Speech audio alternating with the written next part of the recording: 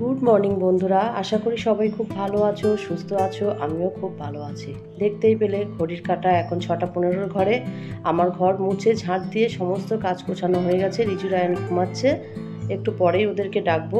এদিকে রাইস কুকারে আলু সেদ্ধ ভাত বসিয়েছি, আর আমডাল করা হয়ে গেছে, বরবটি আলু ভাজাও হয়ে গেছে। 6:30টার মধ্যে সমস্ত কাজ গুছিয়ে নিয়েছি, কারণ ছেলেদের স্কুলে যেতে হবে। আজকে প্রোগ্রাম আছে, স্কুলে যাওয়াটা খুবই জরুরি। যদি প্রয়োজন না হতো যেতাম না, কিন্তু যেহেতু পরীক্ষার ব্যাপারে আলোচনা করা হবে তাই যেতেই হবে। এদিকে তো একটা হালকা পাতলা কুর্তি পরে নিলাম, রিজু রায়নকেও রেডি করে নিয়েছি, বেরিয়ে পড়েছি আমরা। চলো এবার যাই। এখন বাজে 7:35। দেখো বাইরেটা দেখে মনে হচ্ছে যেন দুপুর হয়ে গেছে, এত রোদের তেজ। আসলে ঘরে বসে থাকি তো, আর রোদ্রে বেরিয়েছি, মনে হচ্ছে যেন একদম গায়ে আগুন জ্বলে যাচ্ছে। কি আর করা যাবে, যেতে তো হবে। চলো যাই।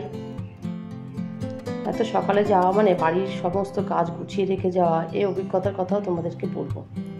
দেখো দেখতে দেখতে এমসও পার করে গেলাম, যাব। রাস্তায় প্রচণ্ড গরম, মানুষজনও খুব একটা নেই। এদিকে তো ট্রেন যাচ্ছে, রেলগেট উঠে গেল, আমরাও চলে যাচ্ছি। এই সোজা দেখলে দেখা যাবে কল্যাণী স্টেশন। আমরা যেহেতু স্টেশনের ওই দিক দিয়ে আসি না, উল্টো দিক দিয়ে আসি, তাই এই রেলগেটটা একটু ফাঁকা থাকে।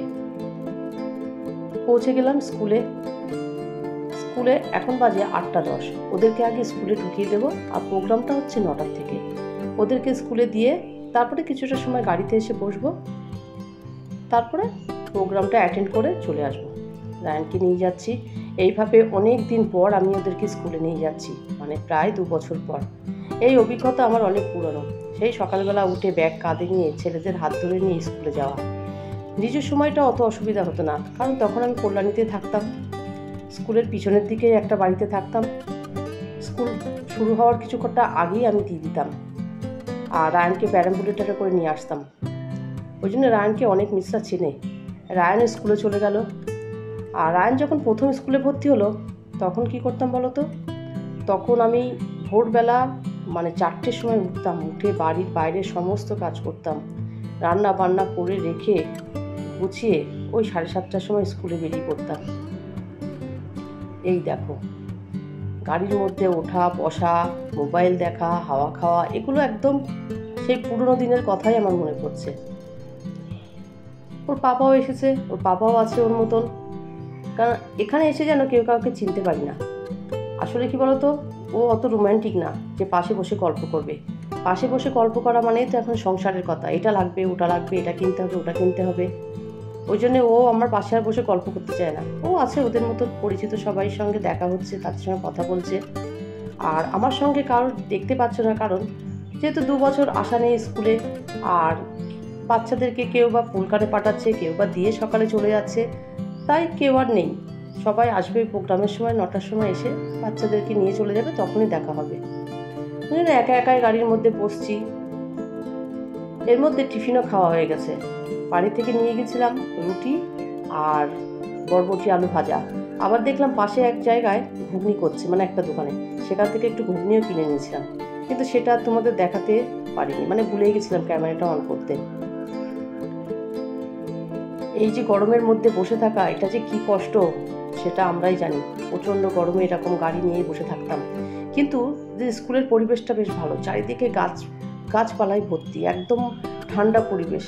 রাস্তার উপরে বসে থাকলেও না গরম লাগে না, এতটা ঠান্ডা পরিবেশ। দেখে নিশ্চয়ই বুঝতেই পারছো, চারিদিকে গাছে ভর্তি, সবুজের সমারোহ চারিদিকে। আর প্রচুর গাড়ি তো আছে। দেখতে দেখতে 11:30 বেজে গেল। রায়নের ছুটির সময় হয়ে গেছে, আমিও গেলাম। এইভাবে কতদিন পরে যে ছেলেকে স্কুল থেকে নেব, প্রায় বললাম 1.5-2 বছর তো হয়েই গেছে। আজকে আবার সেই গেটের কাছে দাঁড়িয়ে আছি। গেট খুলে দিল, এক এক করে সব মিস্টার ডেকে ডেকে দিয়ে দিচ্ছে। এই যে রায়নকেও নিয়ে নিলাম, ওকে নিয়ে এবার গাড়ির কাছে যাব। আবার কিছুটা সময় বসতে হবে, কারণ রিজুর ছুটি হবে 12টার সময়।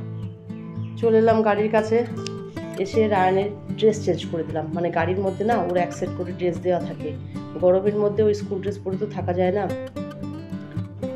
গাড়ির সামনে তোমরা দেখলে স্কুল কার লেখা আছে, যেহেতু স্কুলে নিয়ে আসে তাই ওর দাদু ওটা সামনে লিখে রাখে যে স্কুল কার বলে। এবার ওকে একটু গ্লুকন ডি গুলে দেবো। গাড়িতেই রাখা থাকে সব কিছু। আগেই বললাম যেন গাড়ির মধ্যে একটা সংসার দিয়ে দিই, যেহেতু অনেক দূর থেকে আসে সব কিছু ঠিকঠাক করে দিই। রিজুর জন্য একটু গ্লুকন্ডি গুলবো, রিজুর আসতে আর 5 মিনিট সময় বাকি, তাই ভাবলাম ওর জন্য একটু গুলে রাখি। রেডি করে রাখলাম। আর পাপাও বাইরে দাঁড়িয়ে আছে। এত গরম পড়েছে, কিছুই ভালো লাগছে না, মনে হচ্ছে ঠান্ডা ঠান্ডাই বেশি ভালো, কিন্তু এত গরমে ঠান্ডা খেলে আবার শরীরটা যদি খারাপ করে। এদিকে রিচুর জন্য তো গ্লুকন্ডি গুলে রেখে দিলাম, আমি নিজেও একটু খেয়ে নিলাম, মানে এত গরম পড়েছে আর সহ্য করতে পারছি না। রায়ানও দেখো রাস্তায় একটু ছোটাছুটি করছে, অন্যদিন কিন্তু এইগুলো করে না, যেহেতু ওর দাদু থাকে ও একাই বসে থাকে, আমরা এসেছি বলে আজকে একটু ছোটাছুটি করছে। রিজুরও ছুটির সময় হয়ে গেছে, ছুটি হয়েও গেছে, ও চলে আসছে, এবার বাড়িতে ফিরবো।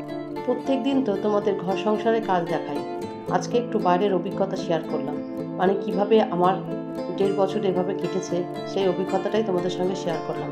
আজকের দিনটাও সেই পুরনো দিনের কথাই মনে করিয়ে দিল। আজকের ভিডিওটা এখানেই শেষ করছি। আমার ভিডিওটা যদি তোমাদের ভালো লেগে থাকে please like, comment, share and subscribe করো। সবাই খুব ভালো থেকো, সুস্থ থেকো। দেখা হবে অন্য কোনো নতুন ভিডিও নিয়ে। টাটা।